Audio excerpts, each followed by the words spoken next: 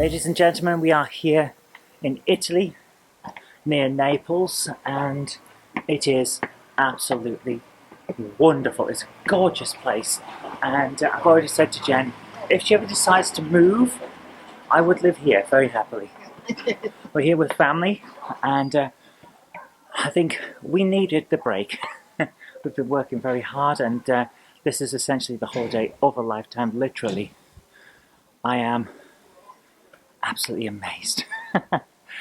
It's so beautiful. I've got a lot of photos, not a huge amount of video. I've been taking mostly photos. Do you want to be in the photo?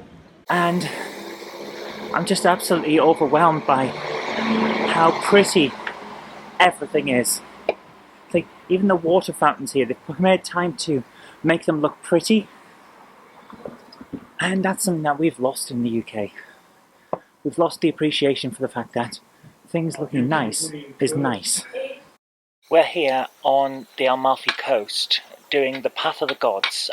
We've had to turn back because Jen's knees are not 100%. As you know, guys, she got hurt at work. But we've done about half of it. I'd say a little bit more than half.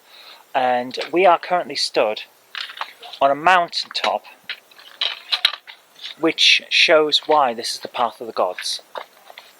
Behind me, I don't know whether you can see it, but over there, behind me, behind this mountain range that comes down, where the clouds are, is a small island behind this mountain range. That's the island of Capri. That's where the Emperor Tiberius lived for 11 years. He'd been the Emperor, God in human form and all of that. But also, there's two little islands there. Small, one island with two very big mountains on it.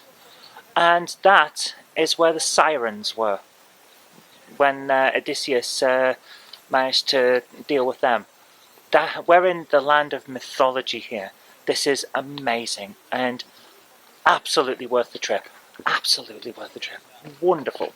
We were a little worried, weren't we, when we first last night, because we did Pompeii yesterday, and we thought we might be it might overwhelm us, but we've actually done quite well so far. Yeah, I am amazed. Very much worth coming, and if you have the chance, definitely do this walk. I am stunned. And just look at this.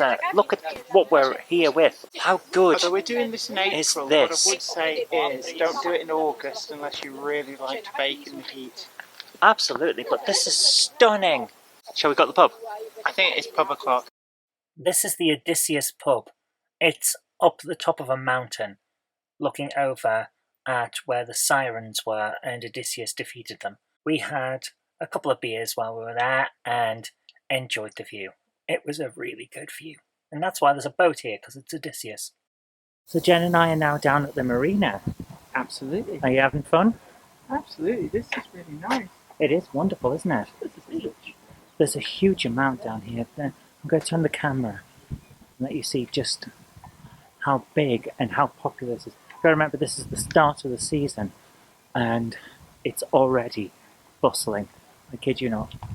How amazing is that?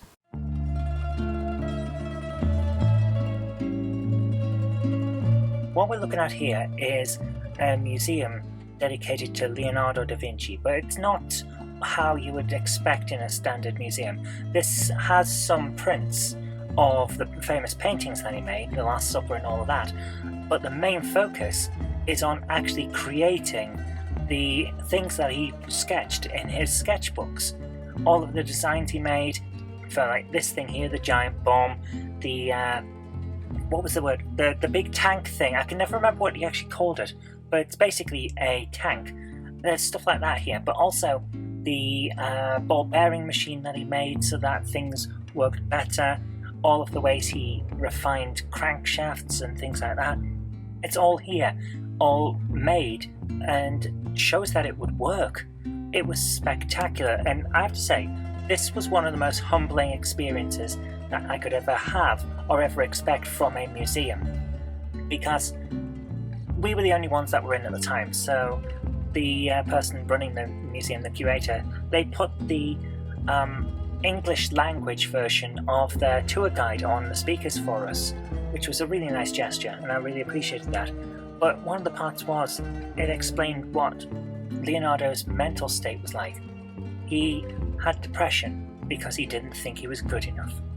And all I could think was, if Leonardo da Vinci wasn't good enough, who is? No one. That's the answer. No one's good enough. So it made me appreciate him more as a human, because he's always this, in my head, he's always this great master, but he was just the same as all of us, and he never thought he was good enough either. So if he didn't, who is? And at the end of the day, it's like, yeah, you're going to change your views based on what you've experienced yourself, and it brings things into perspective, let's put it that way. I've been to a lot of places over the years that have been beautiful. Lots of the UK is absolutely gorgeous, but nothing has quite prepared me for Italy. I think this is a place I want to come back to again and again. I am in love with this place. It is gorgeous. Makes you wonder why, when the Romans had all this, they thought it was a good idea to get up and leave and go other places.